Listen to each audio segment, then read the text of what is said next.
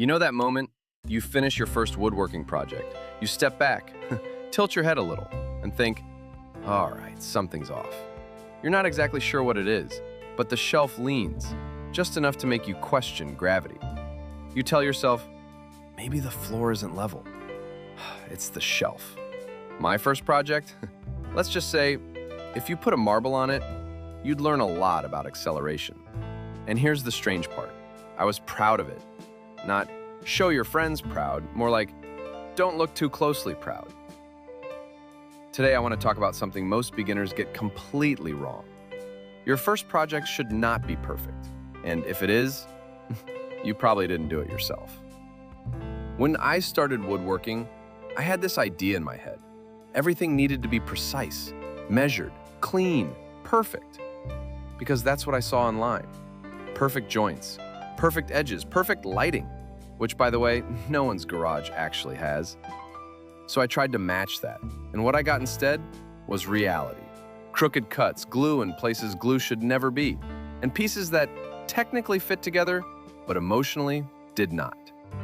At one point I thought, maybe this just isn't for me. Because when something looks simple and you can't do it, it hits your pride a little. But then something clicked, not in the wood. Nothing I built was clicking properly yet. In my mindset, I realized I wasn't failing. I was learning, just not in a comfortable way. Here's something no one tells you early enough. Skill doesn't come from success. It comes from correction. Every mistake you make is a piece of feedback. Immediate, honest, unfiltered. That joint that didn't close, now you understand pressure. That burn mark on the edge, now you understand speed and patience.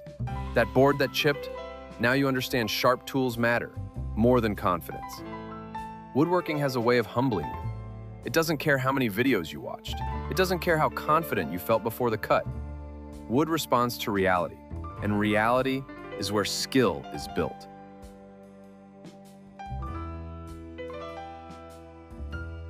There's also something else happening. You start developing judgment.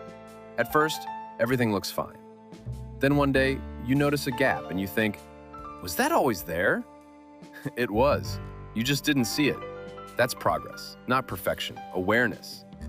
It's like when you buy your first decent tool.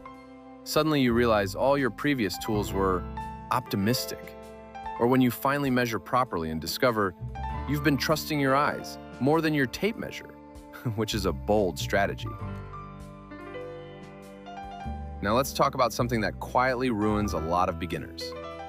Comparison. You open YouTube, Instagram, and everything looks flawless.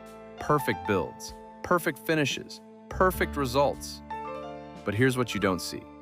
The scrap pile, the second attempts, the let's not film that part moments. What you're watching is usually the final version, not the full process. Comparing your first project to someone's polished result is like comparing your first swing to a highlight reel. You're measuring progress against editing. That's not a fair fight. There's a dangerous idea that you need to be ready.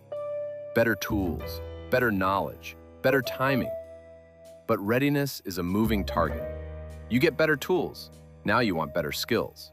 You get better skills, now you want better results. It never ends. Progress doesn't come from waiting. It comes from doing, even when you're unsure, even when it feels messy, especially then.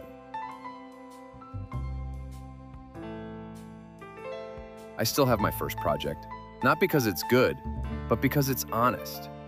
It shows exactly where I started. No polish, no filters, no pretending. And when I look at it now, I don't see mistakes. I see progress. Every uneven edge, every imperfect joint was a step forward, even when it didn't feel like it.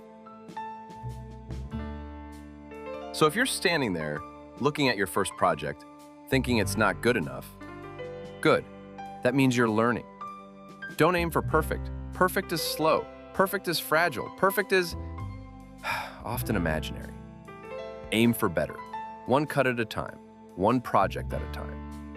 Make something, even if it's imperfect, especially if it's imperfect.